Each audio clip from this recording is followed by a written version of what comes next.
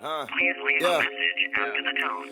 All I got is missed calls on my line, yeah, never seen a pick up. What's up, guys? Welcome into episode 125 of the Missed Call Podcast. This is Cubwood, and as always, I'm here with cool guy Sauce Sartori. Where are the I have shades my at? sunglasses on Yeah, where are they at? in the car where they belong, because otherwise I'll forget them in the house every single time. Yeah, that would be weird if you took them out of your car to bring them inside. Cool guy Sauce, though. I laugh when you made that video. I just kind of knew, like, when I started the video and I had my sunglasses on, I'm like, I look like a fucking douchebag. Better fucking bring attention to it, You or else people might roast me. You look like you'd be wearing jorts. Those are those kind of shades. Aviators imply that you wear jorts? No, I pictured a dad wearing those shades has to be wearing jorts. You're not a dad though, so it doesn't pertain to you. It's just a dad. If a dad owned those, he would be wearing jorts and a white tee. Okay. And it'd be at a baseball game, and he'd be the dad that doesn't shut up about his son. All right. Hot takes already. Different strokes. For different strokes. Different strokes. Yeah, For different strokes. Okay, so I guess let's jump into it. Lots to get to today. NBA draft was last night. We've been gone for a week and a half, so there's a lot to cover. NBA draft, the Bears on Monday night. Yes, we know it was a couple days ago. We still feel like we have to get our rocks off about it, especially with them entering the bye week. We won't cover week 10 in too much depth. We're going to focus on week 11. The first female general manager has been hired in Major League Baseball. We'll talk about that and so much more. So I guess let's just jump into it. We're going to do segments first, as we always do, because that's just what we do. Best things we saw this week. I saw this tremendous commercial that Adidas has been airing or will begin airing. I saw it on Twitter, so I don't know if it's on TV yet. I don't do a lot of TV watching, but Fernando Tatis has been pegged the face of Adidas baseball. And in doing so, Adidas has created a commercial for him where it's essentially poking fun at all the old heads, all the hardos in baseball fandoms who don't like the bat flips, don't like the swagger, all of that. It's quite a tremendous commercial. It's a bunch of people sitting on their couch. It's a couple of different living rooms that they flip to, and everybody's like, this guy just doesn't play the game right. He just doesn't do it. I could play better ball than that. Just shut up and trot the bases or whatever it is, right? And it's just all these people throwing shade at Tatis while he continues to be a phenomenal baseball player. I loved it. This is what baseball needs. This is honestly what they've needed for a long time, is to embrace this and have other companies embrace this and endorse this style of baseball. That's what's going to get people excited about it. And making that character of the guy on the couch screaming about just trot the bases and shut up, making that character somebody that we can make fun of is going to be important, because mob mentality. I don't like the guy doing the bat flipping. Right. Yeah. Yeah, you are. That's me. You are the character we make fun of. And that was me acting today. The best thing I had a slur there, or not a slur, a lisp. A slur would be Tony La Russa. Almost had a Tony La Russa once again. A lisp would be George Springer, because he's got a stutter. Screw Tony. Screw him. Okay, best thing I saw Why? Because he's got a stutter? No, because he plays for the Stros, doesn't he? No, he's a free agent now. Yeah, still, he was on that team. Okay, anyway, we digress. Tom Allen, head coach for the Indiana Hoosiers. The Hoosiers. Not to be confused with Tim Allen. No, we're not fixing things at home. Tom Allen. They showed a graphic on Saturday about the injuries he's had through celebrating, and this made my entire day. He got a black eye, lost 2 front teeth, pulled a muscle, and got a gash on his face. If I was an athletic football player, I'm going to play for the Hoosiers. That is electrifying. I mean, yeah, and I would say that Indiana is probably the state's best football team. That's just my general take. I can't think of another football team in Indiana that's better than Indiana University. The Colts? Well, I guess the Colts would be better. I guess if we're talking about college football, there's Oh yeah, no team. Purdue's ass. There's no team in the state of Indiana that's better Oh, than I Indiana forgot University. about the Irish. Went right over my head. I know. Right over my head. I'm aware. It's because I'm not Catholic. I forget things. God Yeah, wasn't with no, me at the I moment. don't. I couldn't see anybody beating especially in the state of Indiana. I couldn't see anybody beating Indiana University. Went right over my head. Dude, that guy was electric. He was just hugging the crap out of his other coaches when they'd score. That's a guy I would like to play for. I love hugging the crap out of somebody. Still waiting for you to hug the crap out of me, but going to grinding our gears, I will start. My parents and my fashion style. They don't get it. They think I have terrible taste in clothes. They don't. The thing with my parents is, I will like say I want to buy this, or I'll be like, "Can you get me this for Christmas or my birthday?" Since that's coming up, and my parents will question me as if I'm an idiot. Like they'll be like, "That won't look good on you." I'm like, "It's the style. How are you gonna tell me it's not gonna look good on me when I already have stuff similar to that?" And for some reason, saying it's the style makes them shut right up. It's like, like oversized shirts are now in. Sure, dumb, My, but sure. my mom's like, that's going to make you look like a belle. I'm like, Please leave Yeah. a message after the well, there tone. goes my All I confidence. got is The thing calls on my about line, fashion, yeah, it never seems, seen and you I'm no pick fashionista, up right on time, yeah, and I if don't I shop don't. at Fashion Nova, but it seems like when it comes to fashion, there tend to be trends that come around every once in a while, and the baggy clothes thing was huge in the early 2000s. We see the memes all the time of basketball players from the early 2000s Michael with the Jordan's baggy pants, clothes. Michael Jordan's pants, right? Still today, Michael Jordan's pants, but Stephen also A's in the early pants. 2000s, right? All these baggy clothes were a big thing, and now it's coming around again. Maybe a little bit more in white culture rather than it seemed like in the early 2000s it was very popular for black people, Hispanic people, etc., to wear the big baggy clothes. Now it's coming around for white people and sorority girls. I think either way you slice it, it looks dumb. But the thing is, it's different now because it's like fitting pants than big shirt. That's the style. Yeah. Hey, dumb. Hey, I like it. Like I like Good. when I Hey, like. listen. Good for No, you. no, I don't. If You you can say like whatever you walking want. around the streets of Chicago in onesies, good for you. If you live in a nudist colony, good for you. Baggy shirt, fitting pants, head dumb. Hey, so like in nudist colonies, do they like to show their creative, artistic side? Do they just like design their pubes a different way? They spray paint their pubes. That's what they do in nudist colonies. They have to. They Yeah, have their to. pubes look like Dennis Rodman's hair in the 90s. Or they're like Quagmire with the Q in their pubes. Like, does this look like a Q to you? Yeah. Yeah, sure. Yes. We'll go with that. Grinding my gears, what the actual fuck is a fleet? Farman Fleet? I think I have an idea of what they were aiming for in the fact that it's a story and a tweet at the same time, and it's fleeting, right? Like if you've ever had like a fleeting thought, that one thought that leaves you and you're like, oh God, what was it? I think that's what they were shooting for, but still head dumb. Hey, So dumb. for the people that don't have a Twitter, let them know what it is. Yeah, well, I was getting there. So you've heard of Instagram stories. Now get ready for fleets, the same fucking concept, but on Twitter. And it's cool. I'm using it. I like it. I like doing stories on Instagram. It can get a little boring at times. With fleets, you can link in tweets.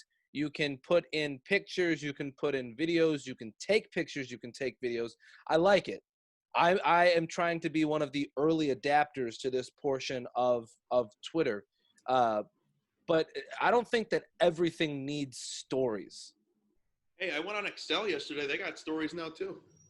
Yeah, that was a meme that was floating around Twitter. It just seems like every social media site is going to stories, which is cool. I'm fine with it. I actually like fleets. I just want to know why the fuck they named it a fleet. They're like, we were really into the AAF, and the Fleet was our favorite team, so let's just name it that. Yeah, I'm sure. I am sure in the meetings with Jack Dorsey, that is what somebody said. Hey, do you remember the AAF? And Jack Dorsey said, no, I don't. And that person went, well, it was this football league that, and then went on a 20-minute explanation of why he's naming it the Fleet. Okay, that ain't it, Chief. We've got a that ain't it, Chief, for you today. Cub, I'm questioning the title that you put down, but I'll let you go on because sometimes you stumble upon gold. Okay, so I got an email the other day from DePaul saying I need to do these videos because they're overdue, or like this class. I don't know how to describe it, but it was like sexual harassment, and then the other portion was like, no, you're privileged. DePaul, we're very liberal, which is totally fine. Okay, can I do a brief synopsis of what all of those videos should be? Ready? Here we go. Ready? Hi, keep your hands to yourself. Dude, I was waiting because you know how like everything like at the end of things it's like, what are your thoughts? Like, can we get some feedback? Please tell me why. It took you 3 hours to teach me to keep my hands and penis to myself. No. Tell me why there was no suggestion box at the end, because I'm about to get into what some of these videos were like, and I want to know who talks like this, first of all. Who talks like this? So there was a video, it was like this guy asking a girl for a hug, and she said, yeah. He's like, that was Brandon asking for consent? Did he get consent? Yes. Then it was another one like Brandon hugged her without asking, and she's like, I want to be asked before hugging. Totally fine. But he's like, oh, I thought we were cool and I could just hug you whenever. It was so freaking awkward. No, here's the thing. Let me stop you right there. There are definitely some motherfuckers out there just like Brandon. No, I agree. I'm getting to the part where it's like, really, this is what we're doing right now? Okay. So then it gets to a gay couple. Two guys, and they're at a party, they're drinking, blah, blah, blah. And one guy goes, hey. He's like, hey, want to go back home and have sex? First of all, who says that? And then the one guy's like, which is totally fine. He goes, we're a little drunk right now. I don't think we should do that. We should wait till we're sober and everything's better. Hot take, but understandable. And the one guy's like, I'm not even that drunk. He goes, well, I am. And he goes, and then it ended like this. Do you want to go home and get some You want to go home and make some pancakes? It just the way that they're talking in these videos, nobody on planet Earth talks like this. And it's just so okay. That's my whole gist of the thing. Like, nobody talks like this. Right. No, 100%. And I think you're right in saying the verbiage in it is completely that ain't it cheap type stuff. The lesson completely understandable, and it should be there. But the way, like, if you're gonna make something like this, make it realistic. That's my whole point. That's what that isn't it. Make it realistic. No one's going, hey, like, as a girl, I talked to a girl about this. Like, no guy that goes up to a girl goes like, can I kiss you?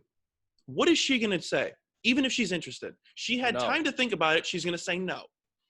You stick your face out and hope for the best.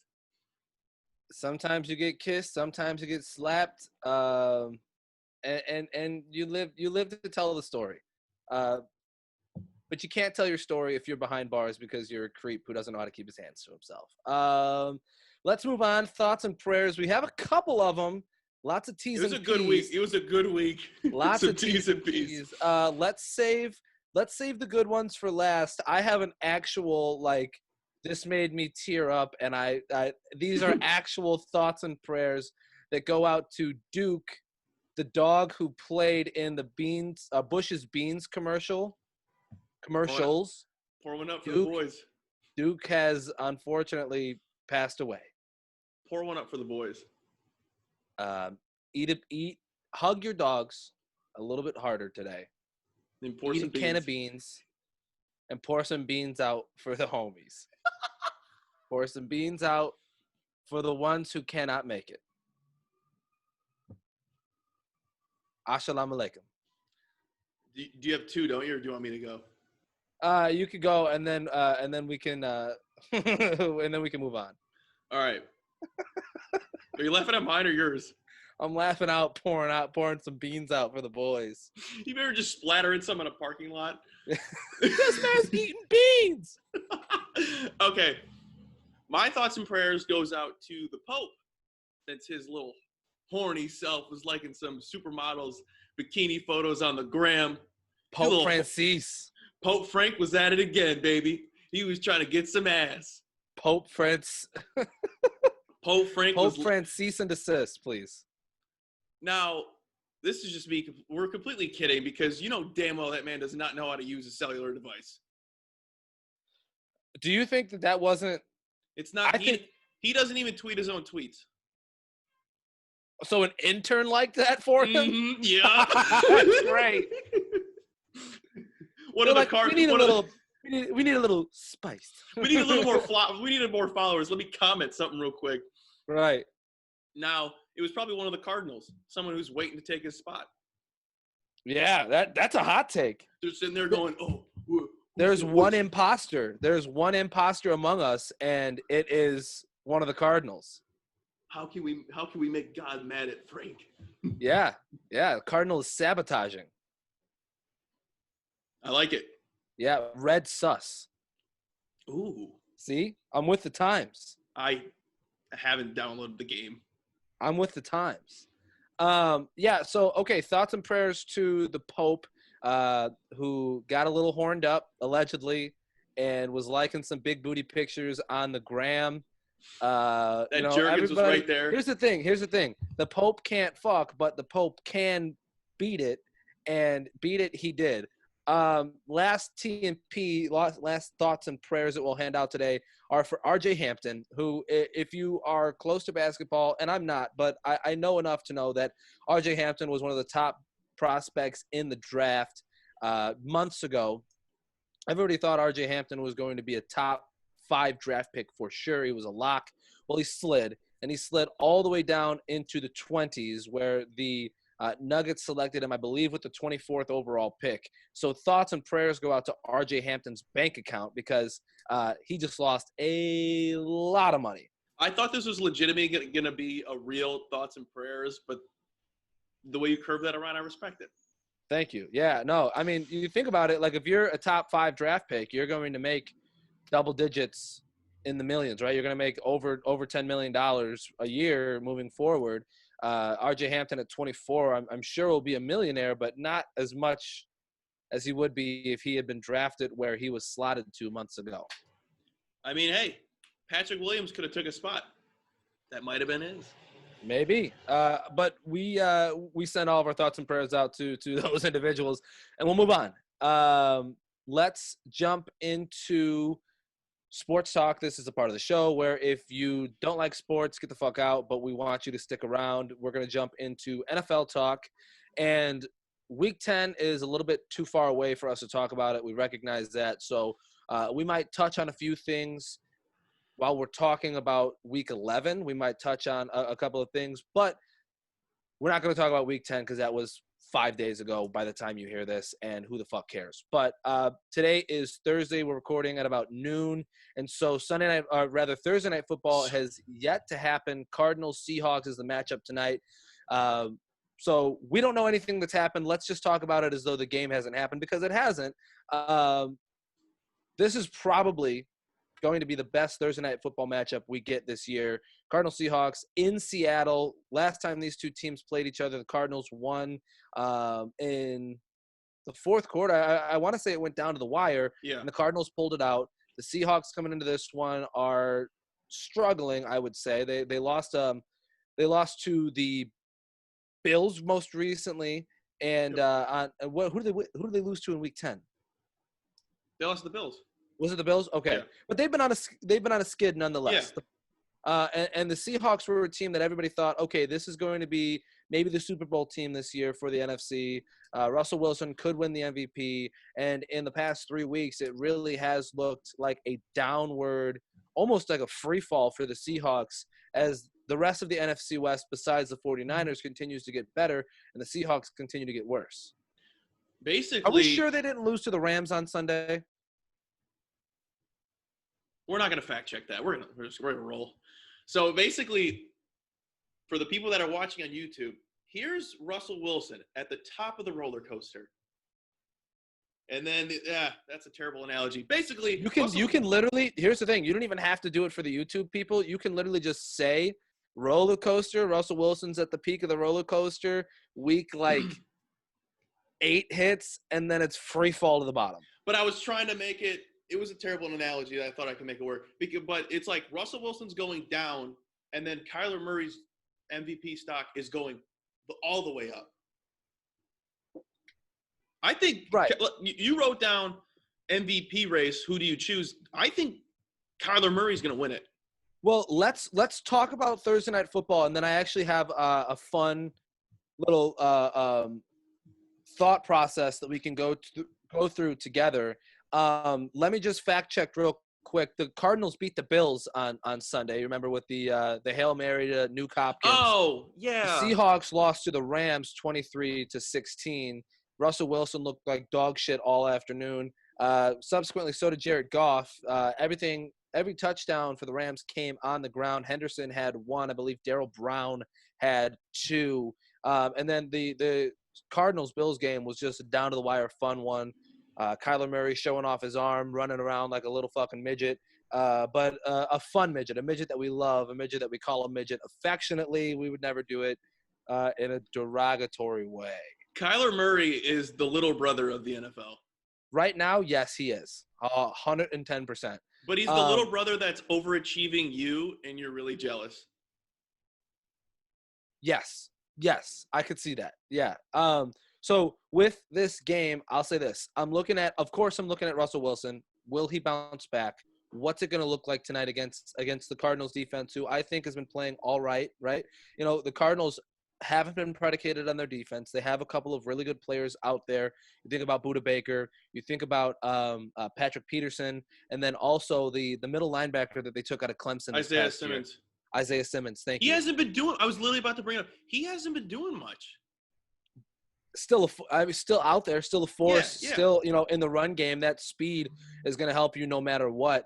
And tonight, if you think about Wilson, who hasn't run a bunch this year, but could be running a lot more tonight to try to switch some things up on offense. Isaiah Simmons being available, his speed being on the field might be a difference maker for the Cardinals on defense. But I think the Cardinals this is their game to lose.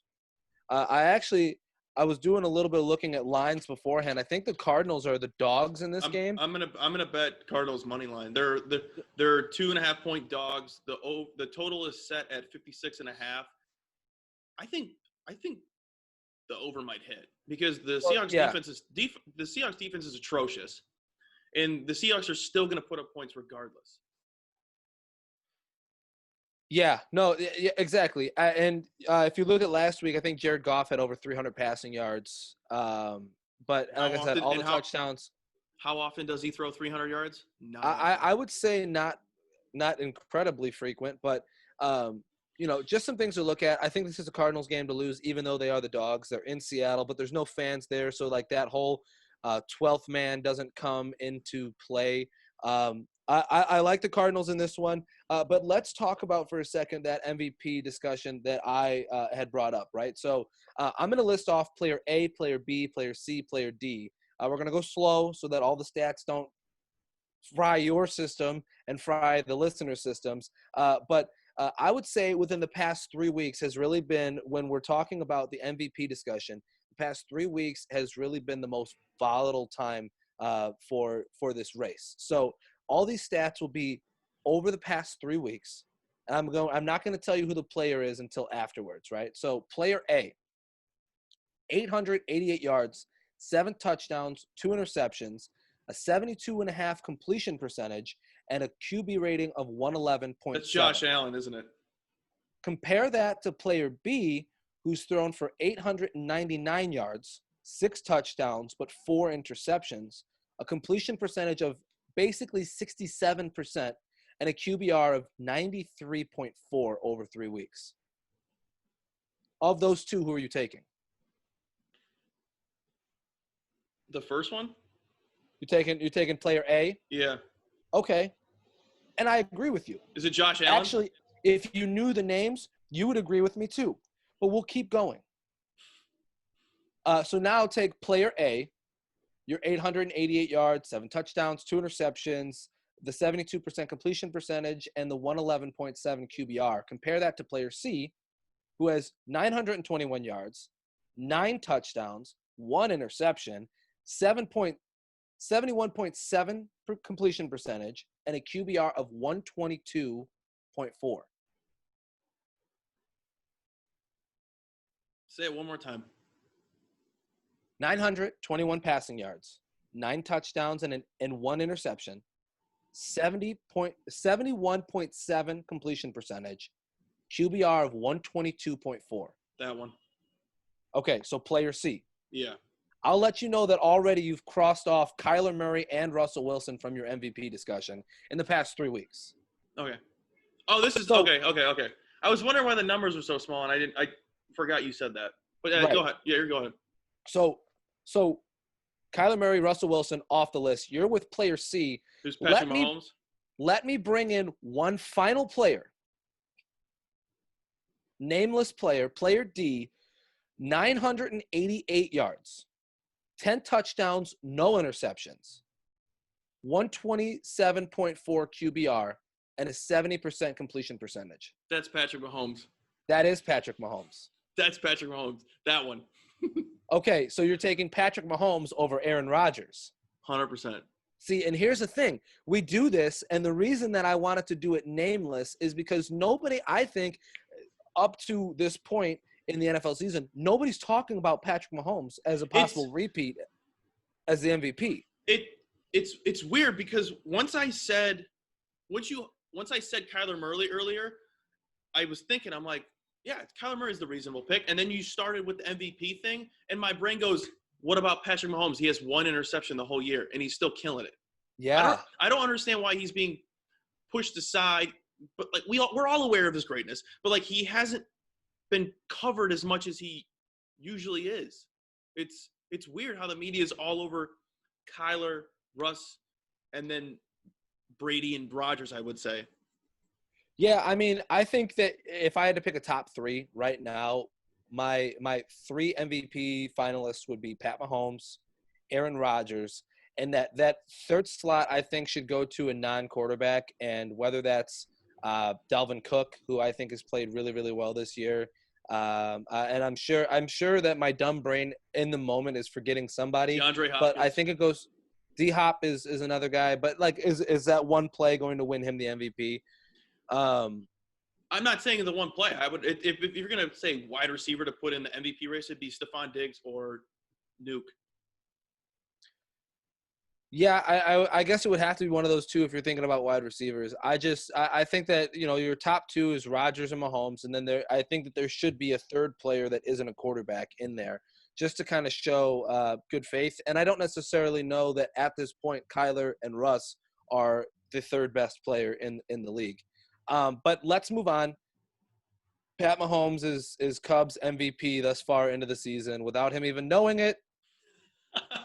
And Thursday Night Football, we both have the Cardinals winning. 2.5 is the spread. Cardinals are the dogs, so do with that what you will. On Sunday, Rams, Buccaneers, 4 is the spread, +4 in favor of, I'm going to assume, the Rams is what you have written down. Yeah. 48.5 is the spread, and the Rams are going to be your underdogs. This will be an interesting game because the Rams through the air, it seems, are more powerful this year than the Rams on the ground, and the Buccaneers have really excelled at stopping the run. But the Rams aren't going to run the ball much. They're going to pass it more than anything.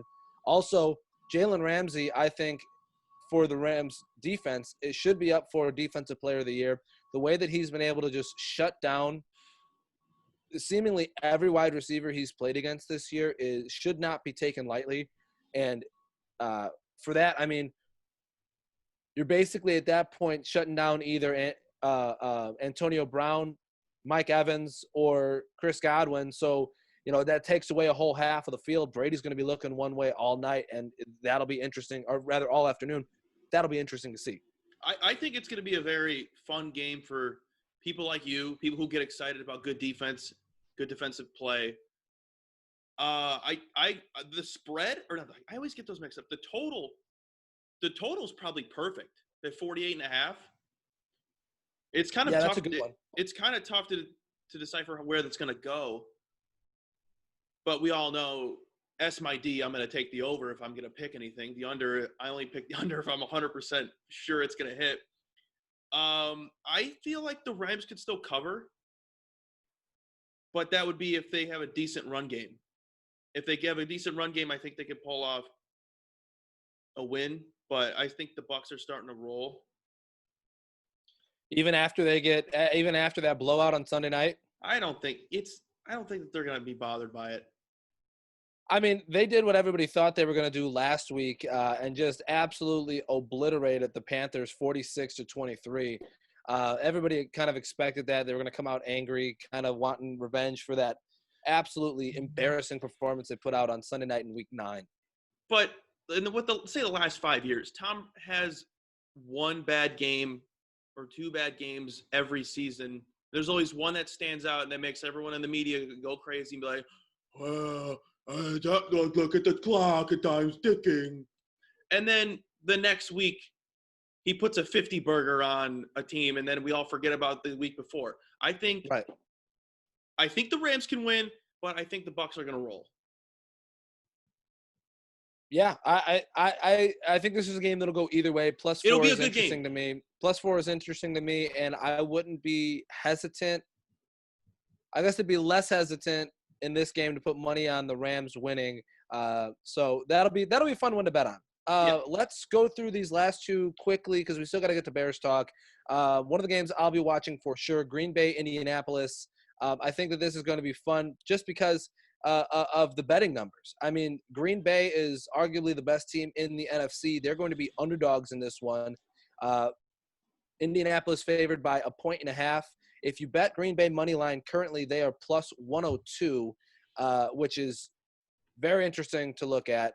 The over-under set at 51. I think that this is a game that the Packers might be challenged a bit. Yeah, Cub putting in his bet for Green Bay as we speak. I think that this might be a challenge in some ways for Green Bay. But if they've got everybody healthy and they're firing on offense, then I could see this being a really close game. Indianapolis is a great defense. They allow very few points. But the Packers, great offensive line, some talent at wide receiver. I think people don't give Marcus Valdez-Scantling and Alan Lazard the credit that they deserve. Obviously, Lazard hasn't played a ton this year. Valdez-Scantling has. But they both look good in recent years and in recent weeks. And so I would take all day long. I'll take the Packers money line, and I'll take the Packers at 1.5. I find that extremely disrespectful to Green Bay, having them the dogs when Colts offense is not that great. They're pitiful compared. They're like the Bears. Great defense. What the hell's going on offense? But yeah, Green Bay all the way. My game of the week for Sunday is going to be the Sunday night game, Chiefs Raiders. Chiefs -8. The total set at 56.5. The Raiders beat them earlier in the season. I think it's still going to be a good game. I think this is the Raiders' Super Bowl. Travis Kelce said that this earlier the week. He said this is some people's Super Bowl because are the Raiders going to go to the playoffs? Most likely not. So they're going to be playing their asses off. Right. I still think the Chiefs are going to blow them out of the water. I think they're going to – it's a revenge game. I feel like they're going to be like, oh, you embarrassed us earlier in the year?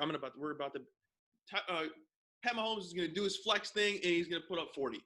That's the thing. Remember, we talk about if Pat Mahomes flexes one of these, you'll have to look at the media the media. You'll have to look at the YouTube video for what we're doing. But if he flexes like this one time, statistically, or he does the flex. Oh yeah, and slaps the bicep. Statistically, the game is over. Sabermetric of the century. if Kyler Murray. And this is something we've been on for like a season. We've been on this for a full season. Sauce used to text me in the playoffs last year when the Chiefs were down 20 against the Texans. He texted me, he just flexed. They're gonna win. They're gonna win. Dude. Yeah. And every time they it's did. a proven fact. Even in the Super Bowl. Well, it's over. Yep. It's like Thanos snapping. But yeah. Okay, so Chiefs all the way. Let's get into the pitiful Bears. Yeah, well, and we're going to talk about the Bears because obviously this is the team that we cheer for, and we feel that our listenership is Chicago Bears fans as well. So let's talk about that.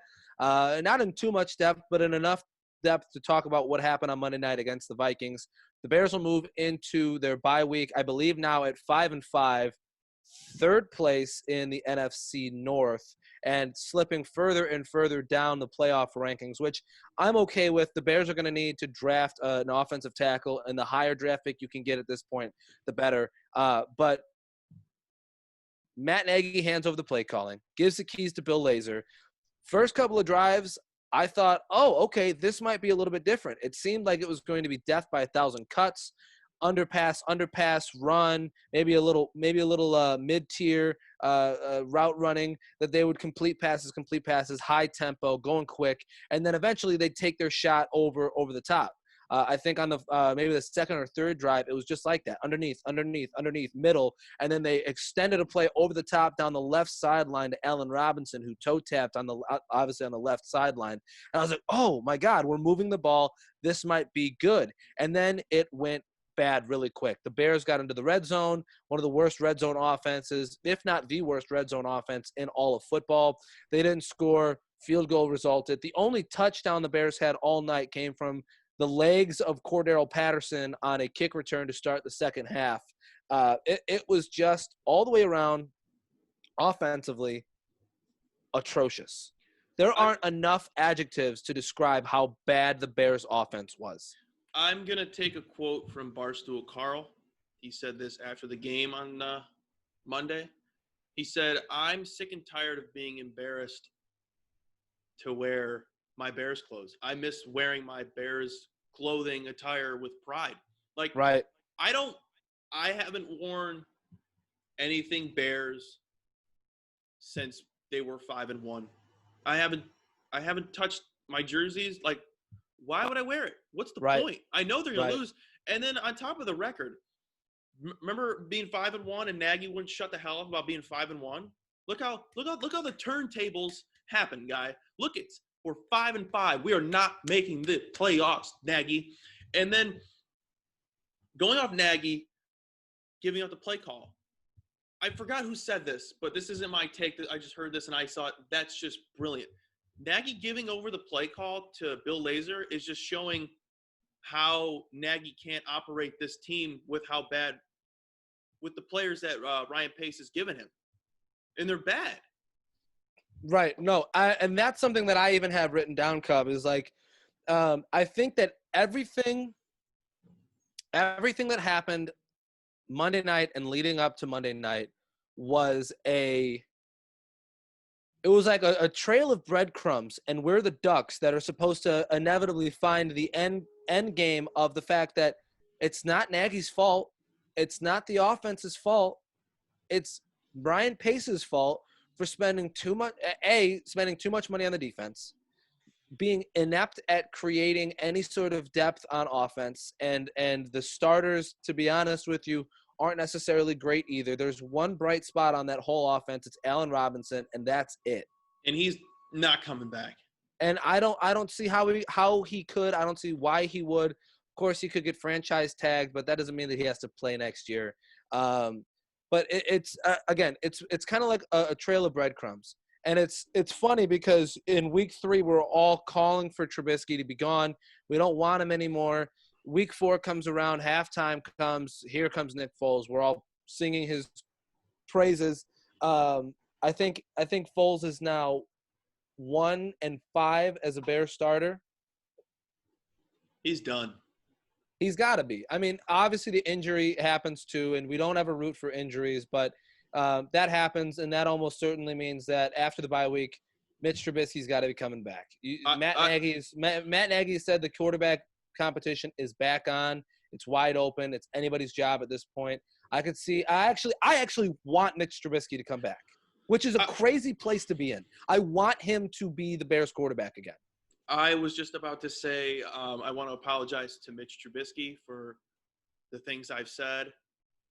I want him back too. Like I posted that picture of Dexter pointing at the poster saying "Stun on these hoes." Yeah. I wanted to, like. I'm so mad at myself for being so ignorant to how much better the Bears offense would be with Mitch right now. But I'm not saying that would be a massive improvement. I'm saying it would be at least tolerable and watchable as a fan of the Bears. Like, that was the worst game I ever watched. I wanted to turn the game off right after Cordell Patterson scored the kickoff return touchdown.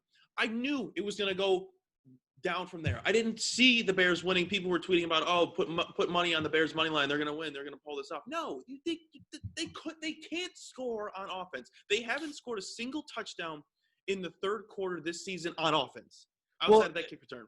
Hold on for a second. I could be wrong about when the Cordell Patterson touchdown was. Again, this was like 4 days ago. So Third quarter. Okay. So it doesn't count. But the Bears, in so many games, have not scored a touchdown until the fourth fucking quarter.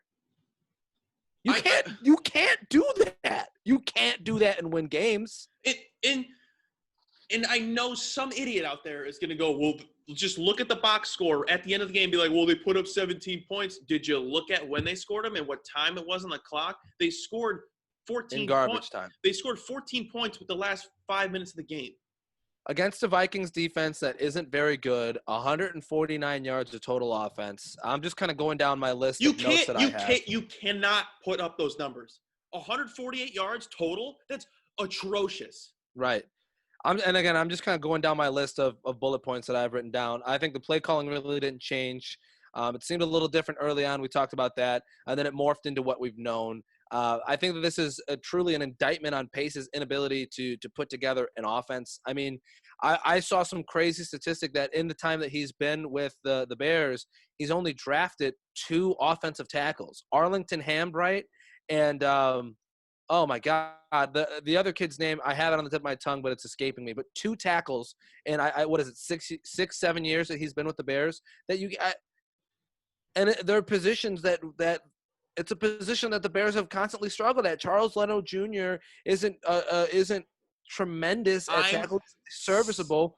Bobby Massey, serviceable, but the guard play has been bad since Kyle Long he's been gone now, it seems, for forever, but he's only been gone for a year, but he's been oft injured. And, since that started happening in his career, the guard play has been bad. Cody Whitehair hasn't been able to get any sort of continuity at any position for too long. I'm sick and tired of Charles Leno. I hate Chicken Legs Leno. I hate every game. There's a holding call on him at least twice, or at least one. Bears are the most penalized team in all of football. That's a stat. I hate knowing a hold call's coming, and I know it's from – he's 72, right? Yep. I hate knowing 72 is getting the call. I hate him. So, yeah, and yeah. Well, I won't say that I hate him, but I definitely don't like his style of football. I loathe him.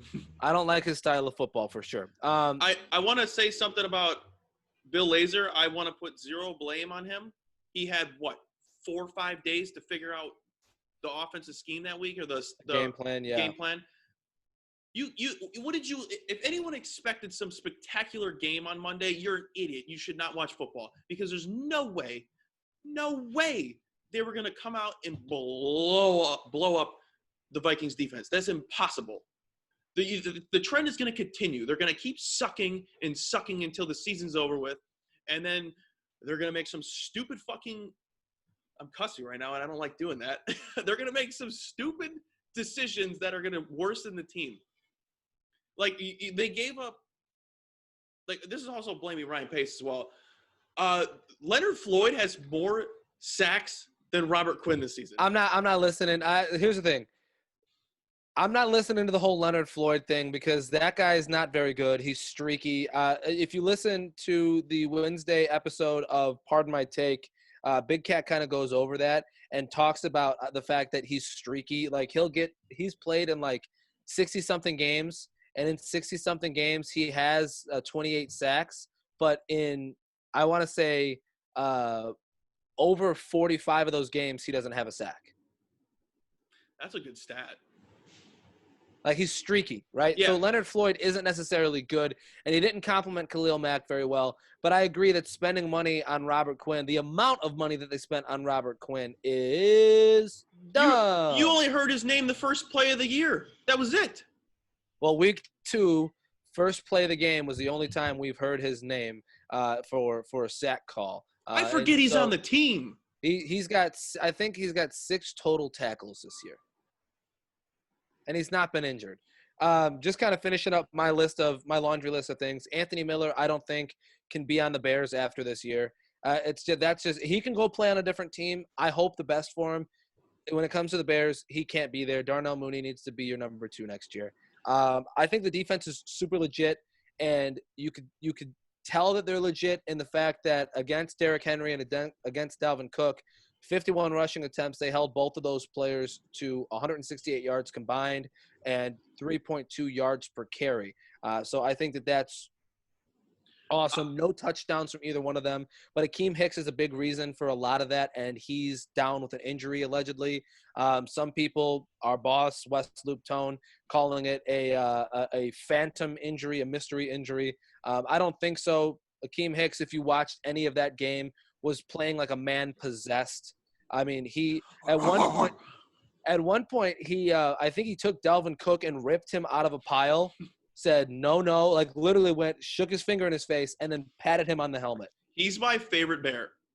Yeah. Because one, it's because of the beers and chicken wings that they were talking about that one time on the broadcast, and then he genuinely wants all the pressure on the defense. He wants all that pressure. He wants the game to be on the defense's shoulders. He loves that. And to think he gave up on the Bears on Monday night? Dumb. Idiotic. And then take. To top it off, I know he listens to this podcast. To top it off, you never responded back to what your thought process was. So you don't have one. You just made a take and didn't have any reasoning behind it. So don't make a stupid take if you don't have a reasoning behind it. Yeah, and obviously that is what you just said is a direct, quote unquote, direct message at Wes Tone, not any of our specific listeners. But yeah, that's it. Bears move into bye week 5-5, third place in the NFC North, and increasingly every week, making me more and more bald. Let's move into MLB talk, where it didn't get any better. The Bears lose on the Bears lose on Monday. On Tuesday, the Cubs announced that Theo Epstein will be leaving the team this year. He had 1 year left on his contract. A lot of Cub fans were thinking, okay, we'll get 1 more year, and then, we will have the retirement party or the going away party for Theo Epstein. But it's come much sooner than any fan could have ever predicted. He's leaving the team as of tomorrow. Jed Hoyer will take over as the president of baseball operations. Formerly the general manager, Jed Hoyer will take over in the new elevated role, the highest executive role in the Cubs baseball operations. So I made a Sauce Speaks about this on Tuesday, and check it out on his Instagram. Yeah, check it out on Sauce Sartori on Instagram. And everything I said on there, I might just repeat, but it feels like we're losing a family member. In 2011, when he took over the team, I'm trying to do math eighth grade. So I was like 13, right? I think so. 24. I don't know. You're 24 now. So 15? You were going on 14. You were 14 or 14. Okay, math. Okay, so let's get back on track. So I was 13, about to turn 14, and I really had no interest in baseball. The Cubs weren't great. I thought I liked baseball, but I wasn't like the nut about it that I am now. And Theo Epstein takes over. He starts creating this competent team. He starts bringing in players that you want to watch, exciting young ball players like Chris Bryant, Anthony Rizzo, etc. Players you can really get behind. And watching that team grow and develop and like wanting to watch baseball. I in some part credit Theo Epstein for my love of baseball, just for getting me so introduced to the Cubs and the rebuild. And I mean, maybe one of the most skillful rebuilds ever that Theo Epstein put together. It's tough, man. Like I could sit here and talk about forever about, you know, the fundamental changes that he made to the organization, the fact that they're no longer the lovable losers. They're a team that people hate right now because they're successful, and that means something, right? The people don't like the Yankees because they're a successful organization. People don't like the Dodgers because they've been a successful organization. The same thing with the Lakers, the Cowboys. The list goes on and on. I want that for the Cubs. Take that last one back. The Cowboys, They're not a successful organization. they have been 100%. In the 90s, in the 70s. Okay, and the Yankees haven't been successful since 2009. They took over the whole 1900s. But what I'm saying is they have but never mind. They have been successful organizations. Like literally you just proved my point correct.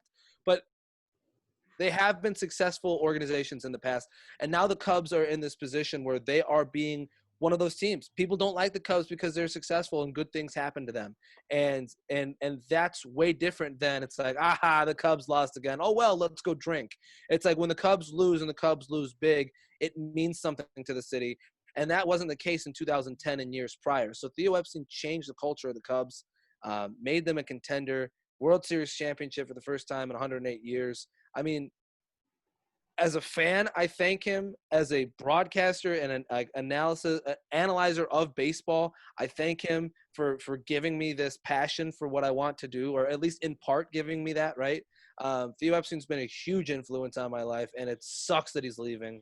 But I'll say that I have full trust in the fact that Jed Hoyer is going to be just fine in this role.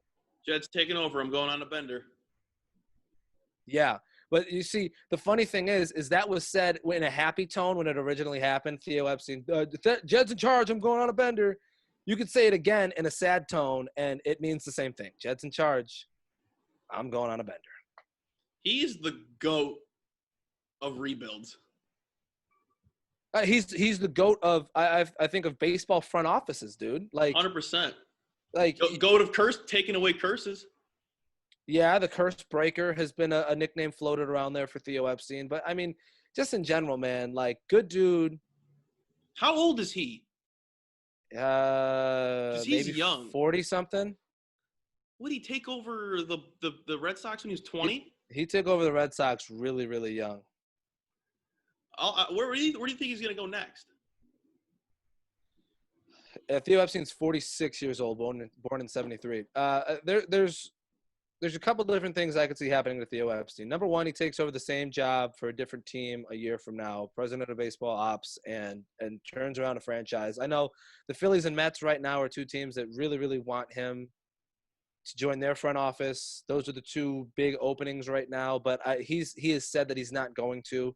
I could also see him going into ownership if he creates an ownership group and starts to do more competent things with any MLB franchise. That would be cool too. I don't know that any are going to be up for sale anytime soon, especially with the fact that the Mets just sold. But that could be something that he does. I could also see him going to work for the commissioner's office. And maybe at some point Theo Epstein becomes the commissioner of baseball. I think that there's a lot of people that would hammer that, especially with how bad the lineage has been at the commissioner position in baseball. Theo Epstein would be, I think, a great change to some things. And he's young, significantly young. Significantly young. And I know I'm rambling on this, and I don't really have my thoughts super organized on Theo Epstein leaving the Cubs. But like that's just kind of how it's been, man. Like I don't really want to address it in my head. And this is, I think, how a lot of really dedicated Cub fans feel. Is like you lost a friend. You lost a family member, dude. You lost a family member. You know, he gave hope to the organization. He gave hope to so many fans who thought they would never see successful Cubs baseball, and now they're one of the perennially successful teams in the league. So I highly doubt Theo ever hears this, but thank you so much, Theo Epstein. That's all we can really say. That's all I can really say. I don't know if Cub gives a fuck, but Let's On my move team. on to something more exciting in the fact that the Marlins have hired the first female general manager in Major League Sports history. Women ball too, baby. Women ball too. Yeah, Kim Ng, who has Go. been in baseball for over 30 years and has been successful in her ventures. 6 years with the White Sox, 3 years with the Yankees, where she acquired 3 rings. She spent 9 years in the Dodgers organization as the vice president and assistant to the general manager, and spent 9 years in the MLB commissioner's office as the senior vice president of baseball operations. Very qualified woman, knows what the hell is going on. Close ties to Derek Jeter. That stint that she had with the Yankees was in the early 2000s, late 1990s. And so close relationship there with part owner of the Marlins, Derek Jeter. I assume that partly played into it, but we cannot downplay the fact that she is incredibly qualified for this position. Great day for women, an even better day for baseball. Or wait, other way around. Great day for sports, an even better day for women. I can't believe I messed that up. Yeah, I think you're 100% right. I also, we talk about Epstein, now we talk about Kim Ng. It's funny, Kim Ng had to spend longer in baseball than Theo Epstein did on the earth before they were hired for their first major positions. It's hard being a woman, Sauce. Yeah, They don't get enough credit. I hope she turns this Marlins team around in, say, 2-3 years, and then they just go become a dynasty. That would just be the cherry on top of all this. And then it would open so many doors for other women to get jobs like this throughout sports. Yeah, the only unfortunate thing for Kim Ng, I feel, is that she's going to have to be successful in order for this trend to continue. And that's unfair, and that's an unfair standard to put on Kim and Yeah. women in front offices and in essentially male-played sports, right? You think about men's basketball, baseball, football, etc. There should be more women in the front offices, but this is going to be a situation for Kim where she's going to have to be successful in order for this to continue, right? So if it goes miserably, there's going to be people who are like, well, she couldn't do it, so why can she? Or how could she? But Or, that's just you know what I mean? That's just the hard-headedness of ignorant people in this world, because that's the world we live in. Either way. And I'm not saying I agree with it. No, but I know you're not. I'm a realist, and Yeah. I think that is the reality of it. Is if she's not successful, if the Marlins don't start winning games and shooting up the ranks in the NL East, then I don't see how other teams are going to follow suit. This is not a dense podcast. We understand how the world is. No, but in this world, you have to make sure that everybody understands where you're coming from, because sometimes nuance and other things can go over the heads of some. Well, if I know we have to reassure things, but if people know who we are, we know what we're about. We know this is a happy day for sports and for us, because we love seeing women succeed, and we love seeing people succeed. Yes. Just in general. But we want more women to be involved in sports, and women's sports to be normalized, which is idiotic to begin with. Idiotic. And I just love that. I love the whole thing. Congrats, Kim. If you see this, just like Saw saying, Theo, if you see this, thank you. Kim, good luck. I love you. Yeah, good luck. I think that will be something that is needed. I think that this is a huge step, but there are still hurdles that will need to be conquered if you are Kim Ng, and I am not. But real quick before we move on to the last topic here in baseball, Kim Ng in 2003 was listed as Sports Illustrated's 38th most influential person in sports. So she's been around. People know who she is. And finally, 17 years after that post in Sports Illustrated, she is becoming a general manager. She's getting her shot in the pros. So we'll move on. The last thing I want to talk about in sports, or rather, I should say in baseball, is the fact that Robinson Cano will be suspended for the entire 2021 season after testing positive for performance-enhancing drugs. His $24 million contract will go void. He forfeits those earnings, but also that frees up $24 million in cap space for the New York Mets. And this is a team just bought by Steve Cohen. In his press conference has said that he plans on putting money into this team so that they can be a World Series contender in 3 to 5 years. Freeing up $24 million out of nowhere is really important, especially when you talk about the fact that they're in conversations with JT Realmuto and Trevor Bauer as well. Bringing those guys in could really propel this team and get them to the World Series quicker rather than later. It's kind of a win for the Mets, if anything. I think it's a win. It's a win for the Mets. Unfortunately for Robinson Cano, this probably tanks any shot of him making the Hall of Fame, unless, of course, the zeitgeist of the Baseball Writers Association of America starts to change here in the next 10 years or so. Robinson Cano most likely not going to be a Hall of Famer at this point, just because it's a second stint. The BBWAA is so snobby with all of it. Alex Rodriguez should be a Hall of Famer. Will he ever be? Probably not, because unless the baseball writers change their minds on certain things, then unfortunately A-Rod and players like Robinson Cano will not make the Hall of Fame. What a sweet swing, by the way. Robbie? One of the sweetest swings you'll ever see. I think so. I mean, he's always had a great swing. Lefties in general have really great swings. It almost looks more fluid for them. Yeah. But I had the conversation on Twitter yesterday, and I don't know that I want to go in too much depth here, but I'll say it, and I want to get in front of it. Legalize steroids, legalize PEDs in baseball, because who fucking cares? First and foremost, who cares? I got both sides on it. I saw your little debate, I would say. It was a conversation. Yeah, I get both sides, but I get yours especially because if you legalize it, more people are going to do it, and then like if even while it's illegal, people are still going to do it. They're going to continue to take it. They're still going to do it. It's still going to be in the league. It's still be in all sports. Just get rid of it. Get rid of it make it legal. Right. I agree with you. Or at least decriminalize it. I've never gotten it. It's still going to be there. As little kids, we're always taught like, oh, steroids bad.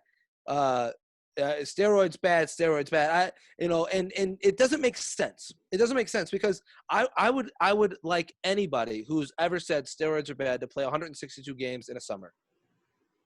Try it. Tell me how your body feels afterwards. Because the thing is people assume that the use of steroids in baseball is used to get big, swing hard, and hit home runs. But if you do any sort of research at all, there is no correlation between use of steroids and hitting home runs. Yes, you can point at Barry Bonds. Yes, you can point at McGuire and Sosa, right? But and those were the guys that got caught. And A-Rod, those were the guys that got caught. But nobody wants to talk about the fact that there were so many. They call it the steroid era, not the steroid crew. It's an era of the guys. The mob. Right. It's an era of baseball players who used steroids. And whether at that point it was to gain strength and hit the ball harder, or whether it was just to get their bodies through a 162-game season, which is what steroids are used for now in baseball.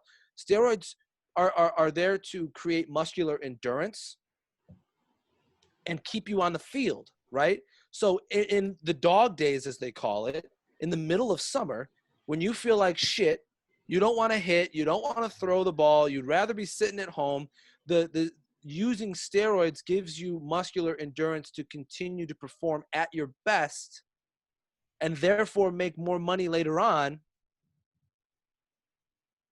if you're using them. Mr. Cool Guy Sauce, I have a hot question for you. If you were a professional baseball player, would you use PEDs? Yep, I would. Get your bag. I would. And you know what? some people say like, oh, it sends the wrong image to young baseball players and shit like that. Here's the thing. I could use steroids and be just like Trevor Bauer and be a great influence for young baseball players, but nobody would have to know that I use steroids if you decriminalized it. Nobody would have to know. It would just be like, wow, he got yoked over the summer. But or over the off if season. we use that thought pattern and that ideology, same thing I talked about on Twitter yesterday. Melky Cabrera should have been an MVP candidate. Robinson Cano this past year should have been an MVP candidate, and he should have hit 84 home runs, and he, especially with launch angle and the way the baseball, all that shit. If you use that thought pattern, anybody who's ever used steroids would be a crazy power hitter. I just want people that are listening, I want them to look up what Barry Bonds' workout regimen was for hitting, because that is intense. And also do a little bit of research in the fact that if you listen to players who have learned how to hit if you listen to players who have learned how to hit from Barry Bonds, they've taken lessons from Barry Bonds on how to hit, right? A lot of those guys will tell you when they sit down and they talk to him about hitting, he sees things differently. He sees the ball in ways that normal people do not. He is a skilled hitter. He is just a freak when it comes to hitting. But people don't want to acknowledge that. It goes from his workouts. Steroids don't add to the fact that hitting a round ball with a round bat is the hardest thing in sports to do. They just think like, oh, I'm just going to juice, and now, oh, my batting average is 400. No, dumb. Hey, stoop. Not correct. Do a little bit of research. That's all I have to say on it. Steroids should be legalized in baseball, and that way Robinson Cano doesn't have to sacrifice $24 million for wanting to play all of the games in the year. Because, again, you don't play, you don't make all of your incentives. Sometimes your contract doesn't live up to what exactly it is supposed to be. And so I do not blame Robinson Cano for using steroids. Actually, I endorse him doing it. All right, let's get into the biggest thing that happened this week, which was last night, the NBA draft. Yeah. Your Chicago Bulls drafted Patrick Williams, number 4 overall from Florida. Are they Florida. mine? Are they my Chicago Bulls? Your Chicago Bulls drafted Patrick Williams, number 4 overall. He's a 6'8" forward out of Florida State. Has 0 starts in college. He's a bench player, 45% field goal percentage, 9 points per game, 4 rebounds per game, a steal and a block per game.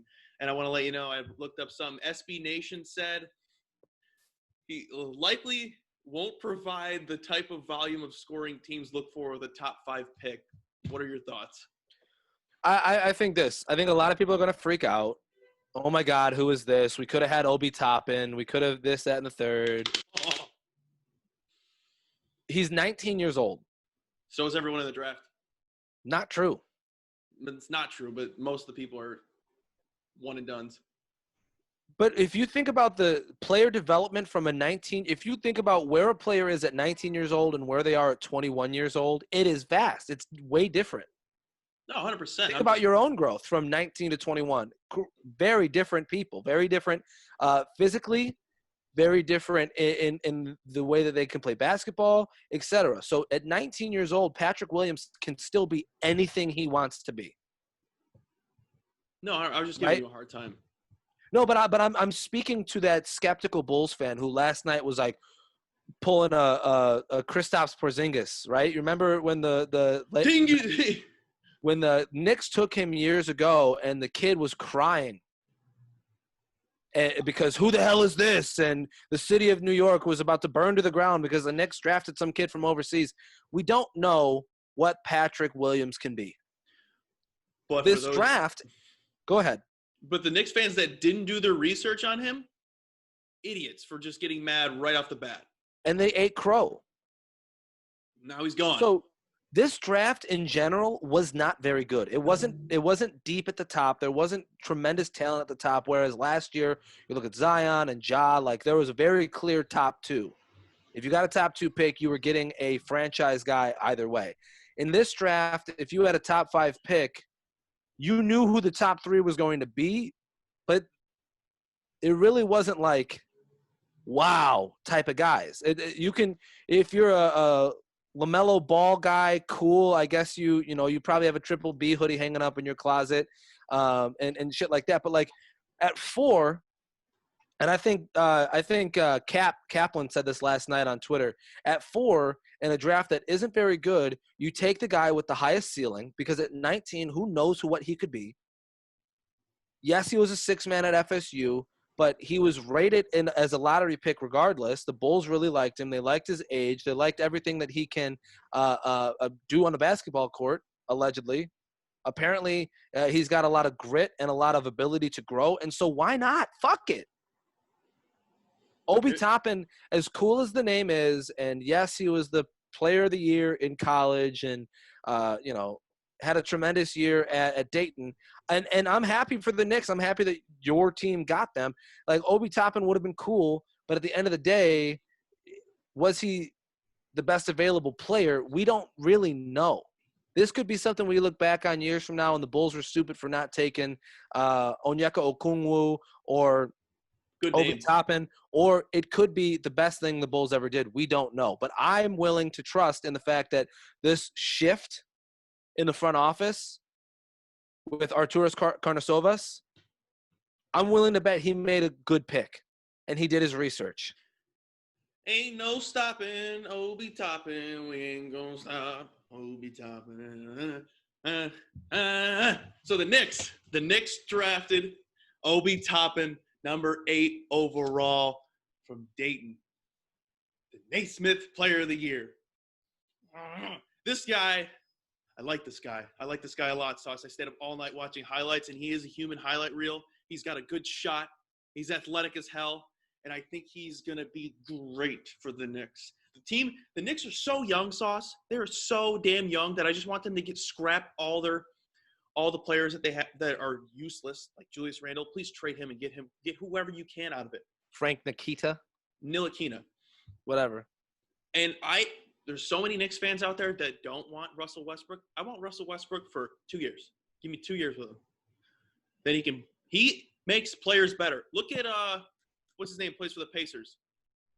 Victor Oladipo? Oladipo. See, he's an all-star now. There's so many players that Russell Westbrook could help on this Knicks team, and I think with Obi Toppin on the team, they're significantly better, but I don't think they're going to get Russell Westbrook because it's the Knicks. Going back to Obi Toppin, 0 D1 offers coming out of high school. He went to Mount Zion Prep, then transferred to Dayton, averaged 20 points a game, 7.5 rebounds, 2.2 assists a game, 1 block per game, 66% field goal percentage, and then almost a 40% three-point percentage. He can shoot for being a big boy. 6'9", guy can shoot, and he's big body. He's going to complement who we got? I'm drawing a blank now on my team. Get rid of Julius. I just looked at the depth chart. I hate Julius Randle on that roster. What about Alfred Payton's hair?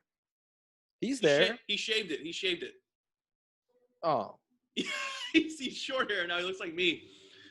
I'm really excited with this. I get excited every year with the Knicks because I think the only time Knicks fans can get excited is with the draft. Like, really, last year I'm like, it's either Ja or we're getting RJ. I wanted Ja, we didn't get Ja, so. Tough. Yeah, and get rid of Kevin Knox, too, because the Knicks don't even utilize him whatsoever. And he's just a guy you're not even going to develop, and you drafted him 2 years ago. Get rid of him. You're not using him. Get his weird forehead out of here. The depth chart as of right now looks like Alfred Payton, RJ Barrett, Obi Toppin, Julius Randle, and Mitchell Robinson at center, and then 6-man would be Frank Ntilikina. They also drafted Emmanuel Quickly, a sophomore out of Kentucky. He can shoot. I was looking at his stats. His three-point percentage is better than his field goal percentage, which is kind of funny. He's a good catch-and-shoot player. He averaged 16 points a game as a sophomore for the Wildcats. The ceiling is the roof, Sauce. Allegedly. The ceiling is the roof. Are the Knicks going to be something spectacular? Only time will tell. I just hope that they continue to develop Mitchell Robinson, if anything, because I love that man with my whole heart and soul. And that is me getting off my high horse. Okay. Last thing. Wow, that was fun. Last thing I'll bring up, Ricky Rubio is being handed around like a casserole at a white Thanksgiving. Traded by Minnesota in 2017 to Utah, and then in 19 traded from Utah to Phoenix. And this is where the ride gets really fun. On the 17th, which would have been Tuesday, he was traded to Oklahoma City in the Chris Paul trade. And now on draft night, Ricky Rubio traded from Oklahoma City back to Minnesota for a couple of draft picks. Ricky Rubio, I hope he didn't buy a house. What a ride. Yeah, what a ride. I mean, poor guy.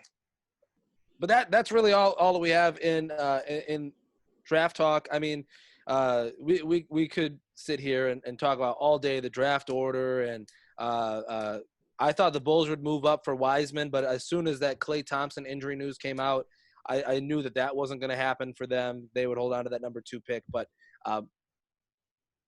we'll move on. We'll move on to the closing segments. Struggle Bus, Fake Taxi, some good ones this week. Struggle Bus for me this week has to be Chicago sports fans. I think it's pretty self-explanatory. We just talked about all of it. Monday of this week, the Bears lose miserably on Monday Night Football. Let's not forget Tony La Russa's driving drunk and possibly might lose his job with the White Sox. I can't wait to have another glass of a Tony La Russa later tonight. And then Theo Epstein leaves the Cubs on Tuesday. For some Chicago sports fans, the Bulls drafting Patrick Williams on Wednesday with the 4th overall pick might be part of this of the struggle bus for them. But needless to say, the past week in Chicago sports have been tough. Now, it's Thursday. What could happen today? We don't know. But it seems like the apocalypse is on here in Chicago sports. That's more of a thoughts and prayers as well. Yeah, I guess it's a dual threat quarterback right there. Chicago sports fans, thoughts and prayers, but also struggle bus. My struggle bus is our least favorite NFL player, Sauce. Ndamukong Suh? Antonio Clown. He's at it again. News broke that Antonio Brown was accused of destroying a security camera and throwing a bicycle at a security check in his gated Florida community on October 15th. He's at it again, Sauce. When you thought he was mentally sane, he said, "Hold my beer and watch me throw a bike." Nights where we throw bikes at security guards. I don't blame the guy. Hey, we saw that one guy in Kentucky go back into his house in the dumpster. He might have a bike in there that he throws around as well. The thing with Antonio Brown is he's so Florida-esque. It's painful. He's a personification of Florida. He is Florida. And it's the cherry on top that he plays for the Bucks. You know what I mean? And lives in Tom Brady's house. Yeah. Oh. I bet that place is a mess. Do you think Tom kisses Antonio on the forehead before bed every night? What are you talking about? They tongue wrestle. Ooh. Sexy. Yeah, Antonio Brown just, is always going to be in the news for something. I was hoping that we'd finally be done with it, but guess not. Cancer. Locker room cancer. Now for my I'm happy you made that distinction. For my fake taxi. It's got to be the GOAT, LeVar Ball. His youngest child was drafted by the Charlotte Hornets last night, and he's finally going to get that 1v1 with Michael Jordan. We're finally going to get it.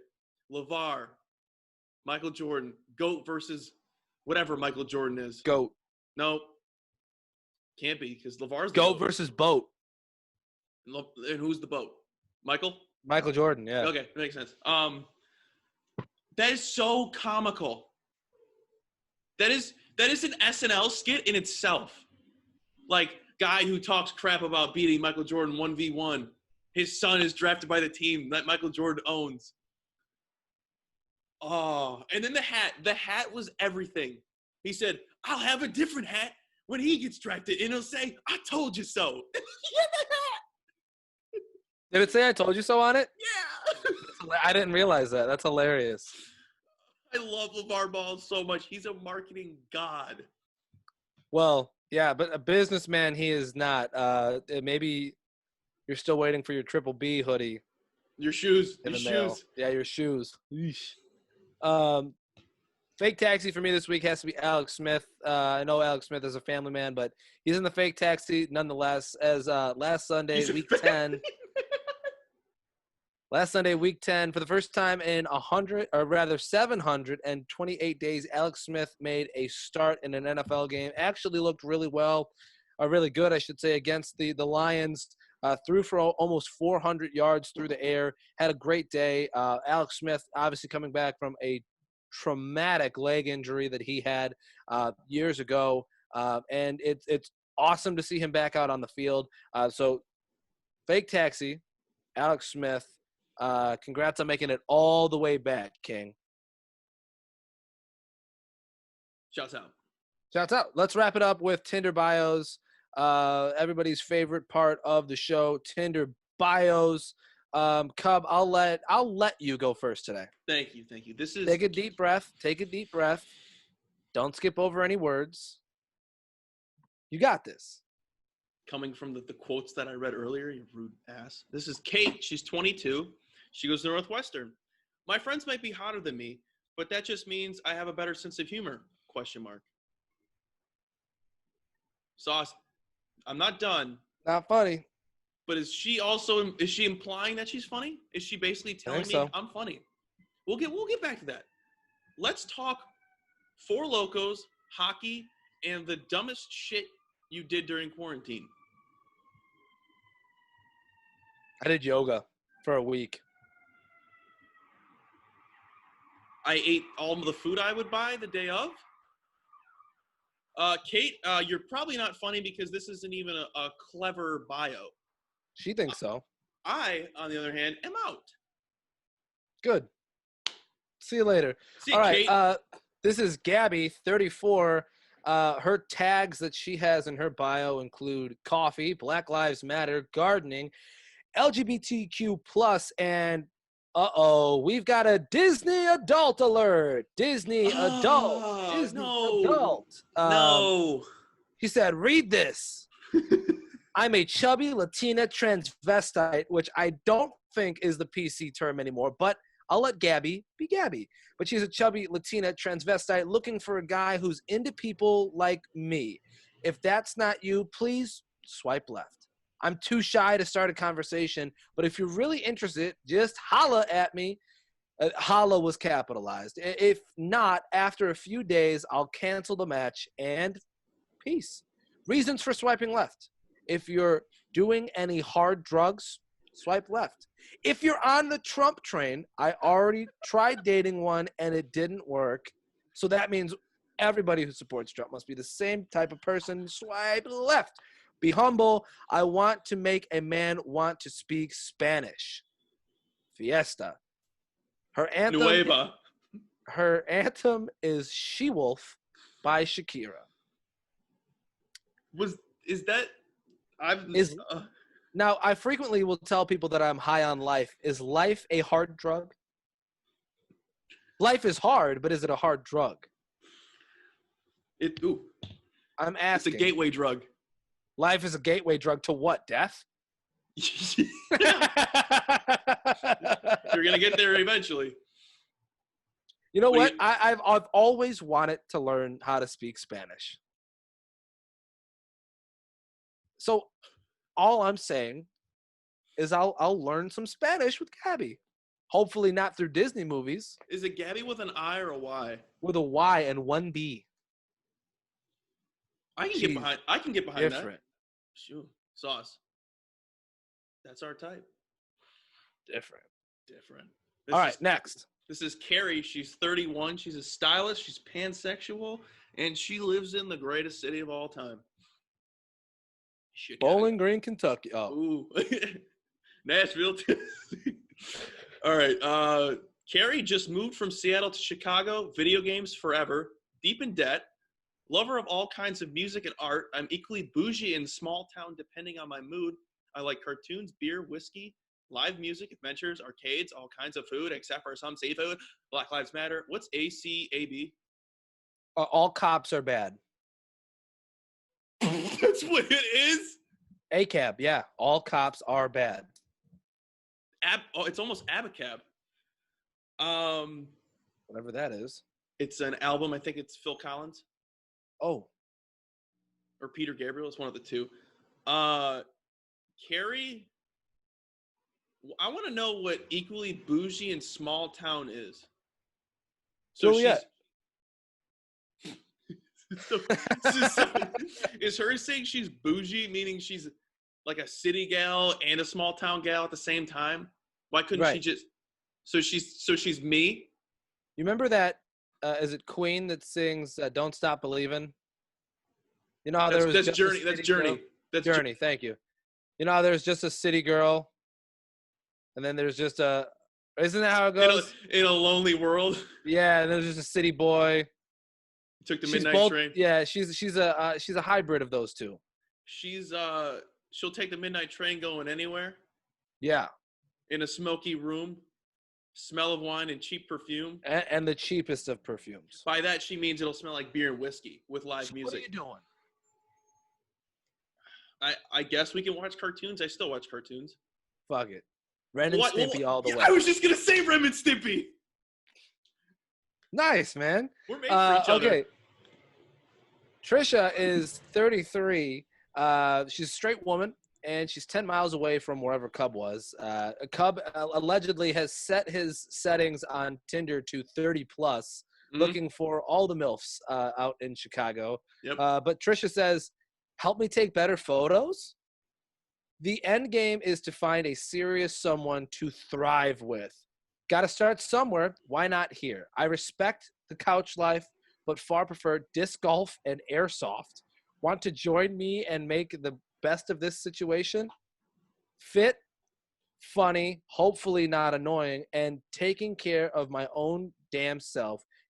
Can only trust you'll do the same. She's trilingual, 420 friendly, and sentimental AF. I really am not a fan of the 420 friendly in the bios.